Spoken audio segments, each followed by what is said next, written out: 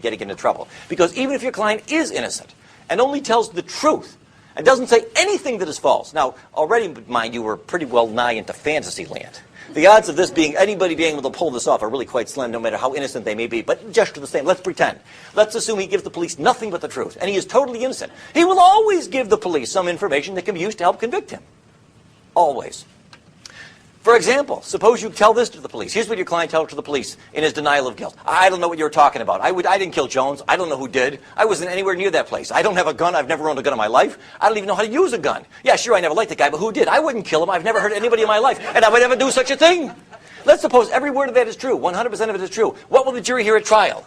Officer Brucha, was there anything about this, your interrogation, your interview with the suspect, that made you concerned that he might be the right one? Yes, there was. He confessed to me that he never liked the guy. And then the prosecutor will put that up in big letters, and he'll say, ladies and gentlemen of the jury, it's pretty clear that we've got the right guy here. We've proven that he was in Virginia Beach that night. That's opportunity. And remember, Officer Brucha admitted that after extended questioning, he was finally able to get the defendant to admit that he never liked the guy. There's your motive. Motive plus opportunity. Wham, bam. Please. But juries eat it up. And innocent people get convicted this way sometimes. How often? Hopefully not too often, but we know what happens. The United States Supreme Court, don't take my word for this. In Ohio versus Reiner, the Supreme Court of the United States said, quote, one of the Fifth Amendment's basic functions is to protect innocent men who otherwise might be ensnared by ambiguous circumstances. Truthful responses of an innocent witness, as well as those of a wrongdoer, may provide the government with incriminating evidence from the speaker's own mouth. See, it's not just some criminal defense attorney telling you this. Even the Supreme Court says I'm right. Under the facts of that case, by the way, in Ohio versus Reiner, a child tragically was died, apparently the result of shaken baby syndrome. Question was who had shaken this baby to death. And one of the possible suspects was a babysitter who had spent some time with the child that week. The babysitter's story was, I don't know what you're talking about. I did not kill the child. I did not see it happen. I don't know who shook the baby. It was never me. I never did anything of any violent nature to the child.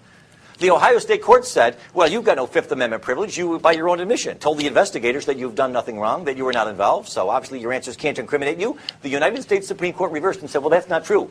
Even though this babysitter denies shaking the child, denies seeing the child die, denies knowing how the child died, this babysitter, by her own admission, apparently the government wanted to ask whether the babysitter might have been with the child at some point that week, during the week prior to the death. And that answer, although by itself not sufficient to convict anybody, could help convict her.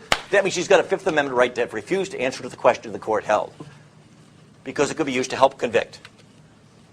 Ullman versus United States, the Supreme Court said, more than 50 years ago, eerily prophetic.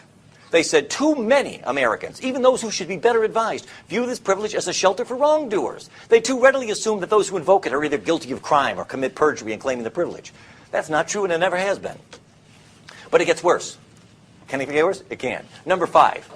Even if your client is innocent and only tells you the truth and does not tell the police anything incriminating, which, by the way, is almost impossible to pull this off.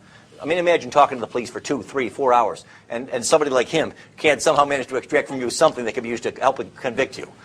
That'd be extraordinary. I don't think anybody's pulled it off. But even if you could pull it off, there's still a grave chance that his answers can and will be used to crucify you in a court of law if the police, no offense, don't recall his testimony with 100% accuracy. All right, now this brings us back to that pop quiz I warned you about. I told you earlier, remember, it's only been a few minutes, and you weren't up all night, and you weren't the subject of physical duress. You were in the relaxed setting of a classroom here. You were given heads up, advance notice that you would be quizzed on this.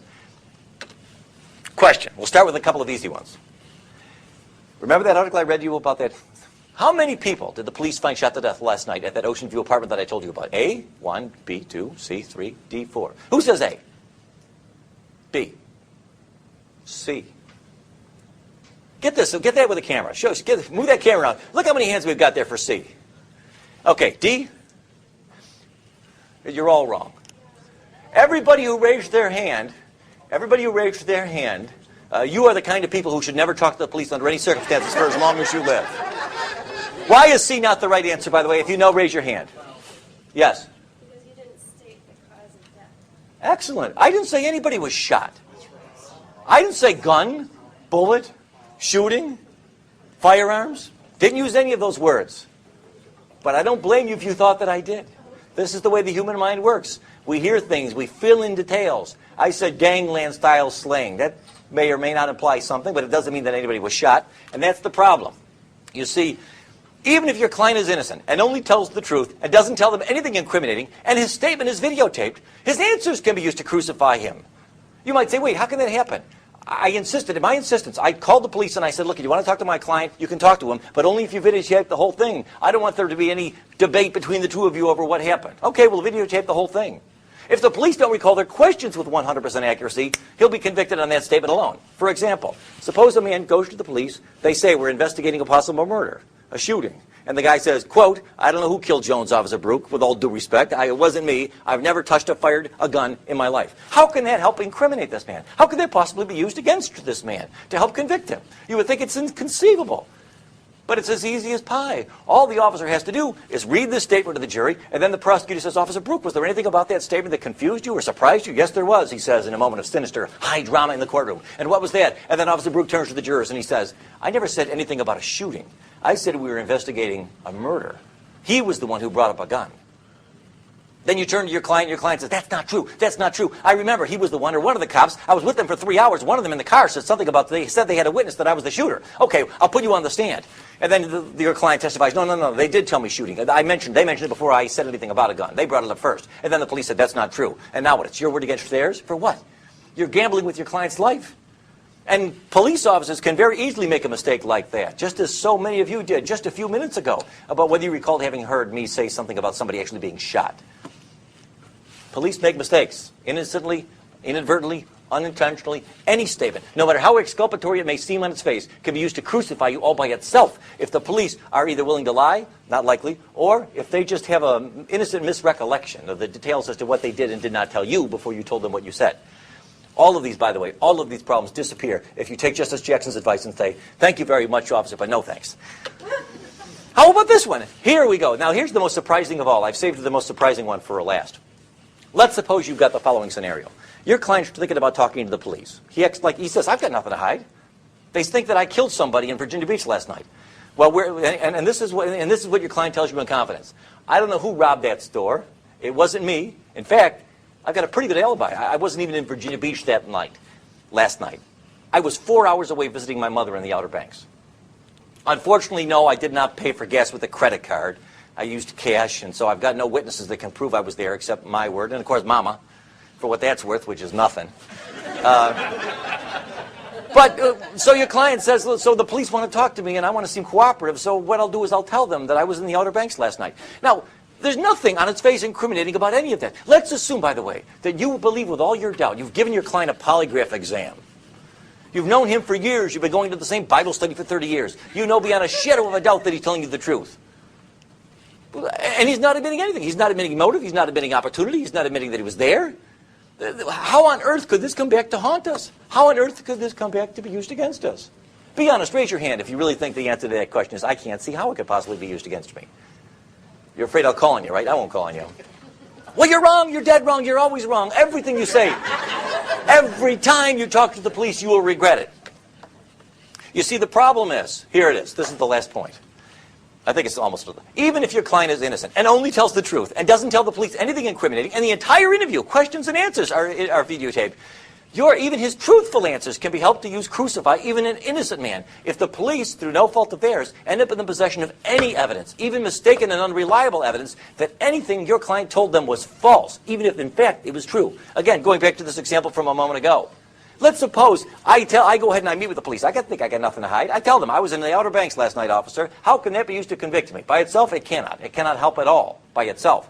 But what if I later find out, to my horror, after I put my cards on the table, that they've got a witness, a girl that I went to high school with, an unimpeachable witness. We've never been enemies. She'd have no reason to lie.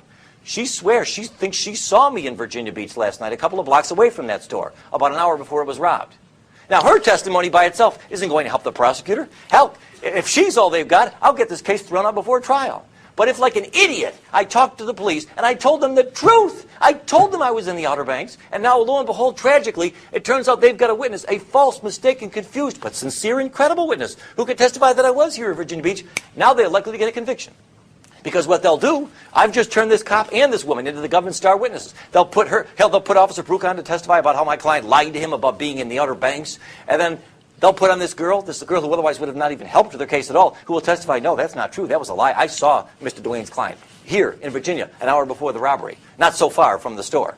By herself, she would not have helped the government in any significant way. But what I have just done, you see, is given them the other part of the puzzle. And now I'm doomed. Just ask them. I close with this example. Here we have a couple of recent celebrity examples of why it is that even people who admit nothing always end up denying it. They always end up regretting it. On the left, we have Martha Stewart. She was the victim, the subject of an extensive government investigation that was looking into the possibility that she was guilty of violations of certain federal laws, securities laws, fraud kinds of things. They couldn't pin that on her, but they were able to get a conviction because she denied it. Talking to the police and later to some of the shareholders, she said, no, it's not true. I was not guilty. So they charged her with lying to federal investigators, and they got a conviction, and she was sentenced to 5 months in prison. Marion Jones on the right side, another person who would still be out today if she had always taken the advice that I'm giving you now. She was asked if she had ever used steroids, a controlled substance. And instead of taking the fifth, she said, no, I never took steroids when I won those Olympic gold medals. Later on, it turned out that she was lying. She worked out a deal. She pled guilty. She admitted that she was lying. And she, over her strenuous, tear-filled objection, even though she has 2 young children, was just recently sentenced to prison for 6 months. The guy who sold her the steroids, the pusher, he got only 4 months. But she got 6 months because she lied to the police and said that she did not do it.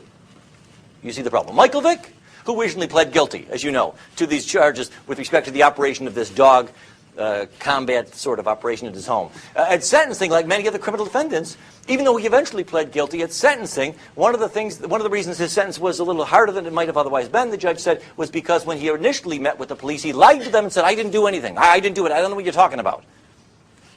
Even guilty people, but not only guilty people, will always end up regretting talking to the police. So, my advice to you, Justice Jackson was right. Any sane, competent lawyer in his right mind will always tell every client under all circumstances, I don't care if you're innocent. I don't care if it's the truth. If it's the truth, great. We'll tell the jury all about it. There'll be time enough to put our cards on the table. But before we get there, I haven't seen yet what the police got. They may have mistaken and confused witnesses who will contradict even the truthful stuff that you say. We have no way to know, no way to predict whether the information that you give them, even if truthful and reliable, will end up unwittingly dispelling our demise. So keep your mouth shut. Don't answer any questions. Let's take the fifth. You'll be glad that you did. God bless America. God bless the Bill of Rights and the geniuses who bequeathed it to us. But now, in fairness, I give equal time, or what's left of equal time, to a police officer who will explain to the extent to which, if any, he agrees or disagrees with anything I've got to say. I have no idea to know what he's going to say, but it'll be interesting. Here, let me give him the microphone. Let's give him a hand. Officer George Brucha, the Virginia Beach Police Department.